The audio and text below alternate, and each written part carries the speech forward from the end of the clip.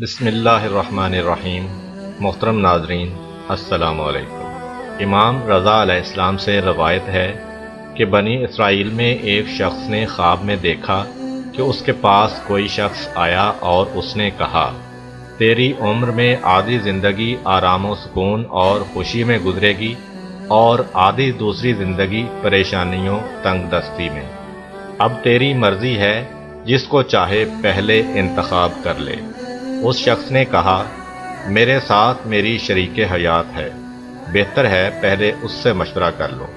جب صبح ہوئی تو اس نے بیوی سے کہا، رات خواب میں نے ایک شخص کو دیکھا اور اس نے مجھ سے کہا، تیری آدھی زندگی میں خوشیاں ہیں اور آدھی زندگی میں پریشانیاں ہیں، اب تیری مرضی، جس کو چاہے پہلے انتخاب کر لے۔ اس کی بیوی نے کہا، پہلے خوشی کو انتخاب کر لو۔ اس نے اپنی شریک حیات کی بات پر عمل کیا اور پہلے خوشی کو انتخاب کیا۔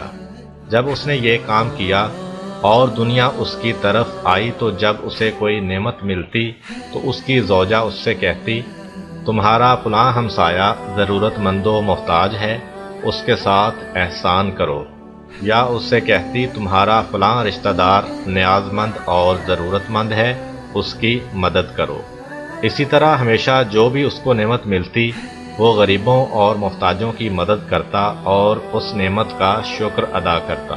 اس طرح اس کی آدھی زندگی خوشیوں اور فراوانی میں گزری، اور جب دوسری آدھی زندگی شروع ہوئی تو اس کی بیوی نے کہا، قد انعم اللہ علینا فشکرنا واللہ اولی بالوفاء، یعنی خدا نے ہمیں نعمت سے نوازا اور ہم نے اس کا شکر ادا کیا، اور خدا یقیناً اپنے وعدے پر وفا کرنے والا ہے۔